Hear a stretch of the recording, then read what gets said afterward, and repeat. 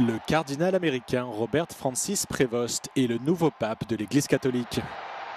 Il aura fallu moins de 2 jours aux cardinaux pour désigner le nouveau souverain pontife, qui s'est présenté au balcon de la basilique Saint-Pierre jeudi soir sous le nom de Léon XIV. Âgé de 69 ans, Robert Francis Prevost est originaire de Chicago, aux États-Unis. Je crois qu'un de ces glorieux jours, quand cette confédération des Églises unies se rassemblera, et que selon la prophétie, le nouveau pape issu des États-Unis sera installé là-bas. Alors, ils feront une image à la bête. Et je vous le dis, la véritable Église de Dieu sera forcée de se rassembler. Les vrais, les véritables croyants, qui sont parmi les méthodistes, les baptistes, les presbytériens, les pentecôtistes, les nazaréens, les pèlerins de la sainteté, et que sais-je encore, se rassembleront et seront cimentés par l'amour de Dieu. Ils formeront le corps du Seigneur Jésus-Christ, tous les croyants, et les agnostiques et les esprits superficiels seront mis à l'écart. Ils iront de l'avant et entreront dans la confédération des églises. Et l'autre jour, j'ai lu que même les assemblées de Dieu sont entrées dans la confédération des églises. Oh là là! Pour ce faire, il leur faut renier leur doctrine évangélique. C'est vrai.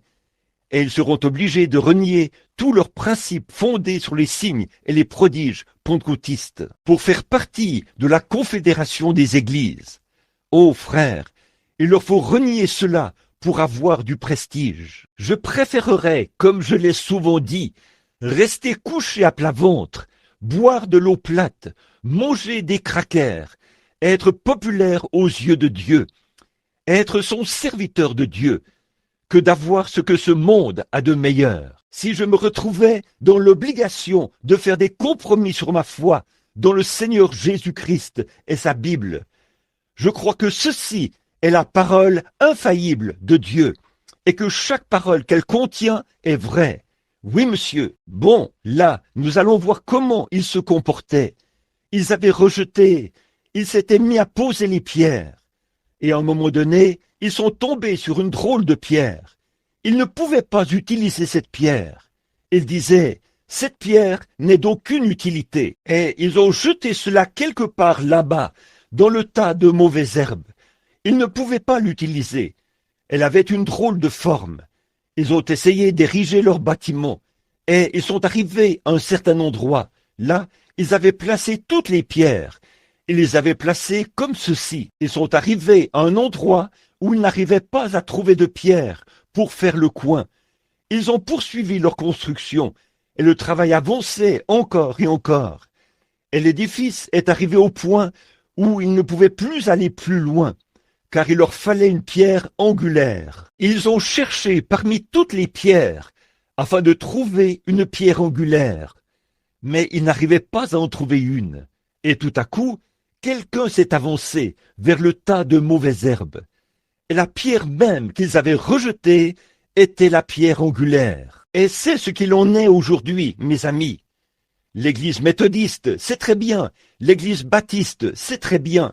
L'église presbytérienne, les pentecôtistes, les nazaréens, les pèlerins de la sainteté, peu importe laquelle, elles sont très bien. Mais ce qu'il y a, frères, c'est qu'ils rejettent la vraie pierre angulaire. Voilà pourquoi l'évangile n'est pas proclamé dans le monde entier, avec de la puissance, des signes et des démonstrations, parce que les dénominations et les gens seront dans l'angoisse.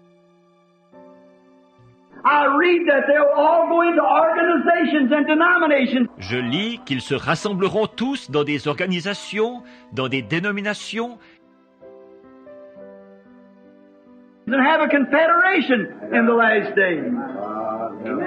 et qu'ils formeront une confédération au dernier jour.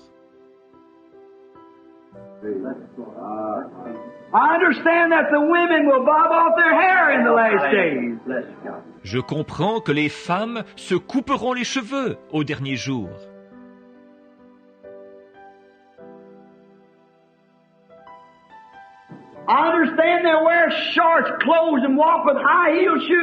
Je comprends qu'elles s'habilleront court et avec des talons hauts. qu'elles feront résonner en marchant au dernier jour.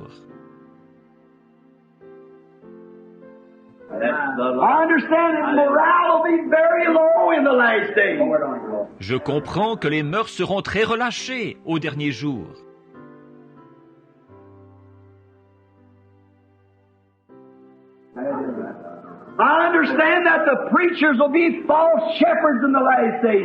Je comprends que les prédicateurs seront de faux bergers au dernier jour.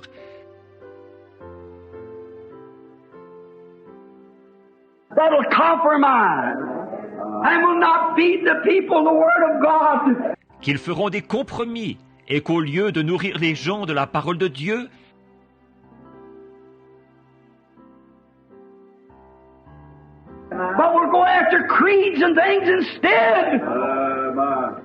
ils se tourneront vers des credos et toutes sortes de choses.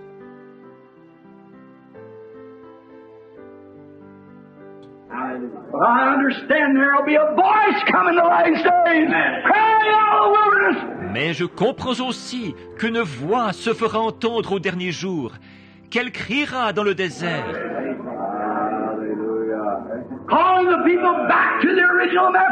qu'elle appellera les gens à revenir au message originel,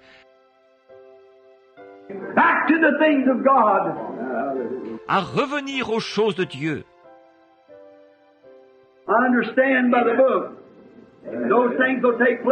Je comprends par le livre que ces choses vont avoir lieu.